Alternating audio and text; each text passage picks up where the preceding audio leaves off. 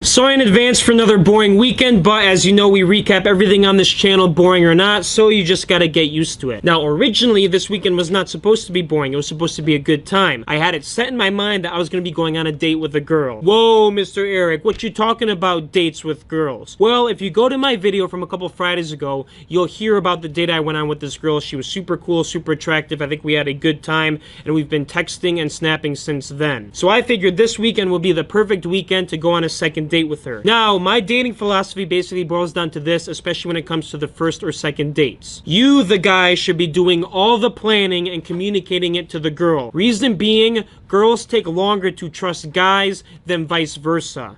Any guy can look at a hot girl and think, damn, she's fine. If she came up to me, I would think she's super cool and I would trust her. I'd take her home with me. That's not the case with girls. Girls take longer to trust guys. They're more skeptical. They need to know more about you before they can trust you. If you want a perfect example of guys being so gullible to hot girls, I recommend you listen to the song by Lil Wayne, Mona Lisa. It's really freaking good. Basically, Lil Wayne talks about how he hires hot girls to attract guys that Lil Wayne's enemies with.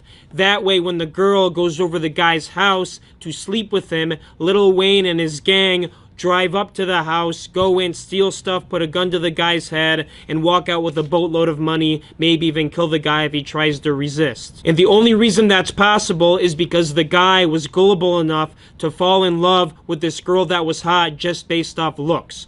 Girls don't fall in love based off looks. They fall in love based on a whole plethora of things: personality, income, desires, values, work ethic, all that stuff. It's much more complicated. If you're wondering why girls are complicated, it's because they have all this decision making going on in their mind. Guys are much more simple. If you have a nice butt, if you got a nice rack, I like you, I want to reproduce with you. I wish it wasn't so freaking complicated, but that's how evolution works. So how does this relate back to planning a date? Well, a girl doesn't want vague plans for a date. She wants to know where to meet and when, and she wants to know exactly what you're gonna do. She doesn't trust you enough to say, hey babe, I'm just gonna go pick you up and we're gonna do something. No, that's never gonna work. You gotta tell her what you're gonna do first and what you're gonna do second. That way she knows exactly what's gonna happen, so if things go wrong, her girls know who she's obviously talking to, her girls know where to find her. Guys, if you think girls are not telling their family or friends where they're gonna be the night of your date, you are mistaken. They might even be watching you while you're on the date. They might be at 5 tables over watching you guys eat or whatever. It's kind of scary to think about, but I'm sure it's happened before. Okay, so you may be wondering, what was my plan for this date?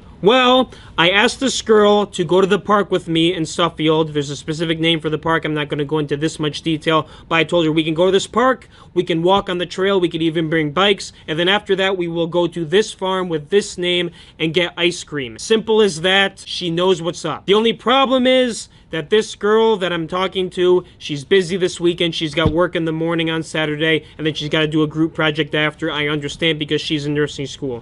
She genuinely seemed to feel bad in the response text saying she can't go, so I believed her. However, since then, I tried to strike up another conversation, and I think she's ghosted me. I don't know what the hell I did wrong.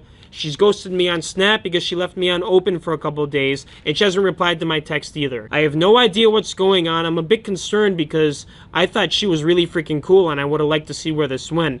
But maybe she just has different plans. Like I said, girls change their mind all the time. There's plenty of girls out there I could find. If she's not going to want to talk to me, then it's whatever. Like, I'm not gonna get mad. I'm still doing my own thing. It is a bit disappointing, but at the same time, I was able to get a lot of work done today just because that didn't happen. So let's talk about that work. Just to keep you updated, it is Saturday, October 23rd, 2021. This morning, John and I head to the warehouse. Once we get to the warehouse, I have John start the eBay listings that he was trained on, and then I went to the post office. After the post office, I was feeling a bit hungry, so I told John, hey, how about we order some Chinese food, Chopsticks Kitchen?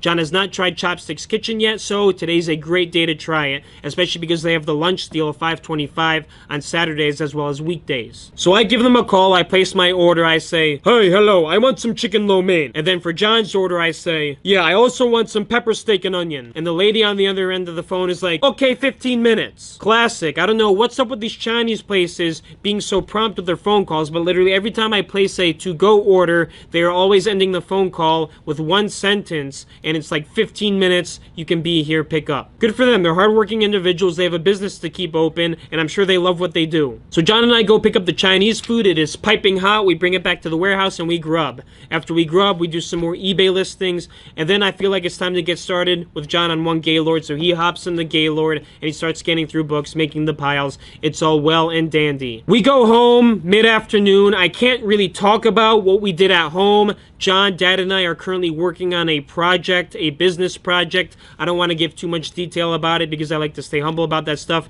Plus, I don't know if it's going to work. I'm sure you will find out about it in the near future because I'm going to release news about it if it goes well.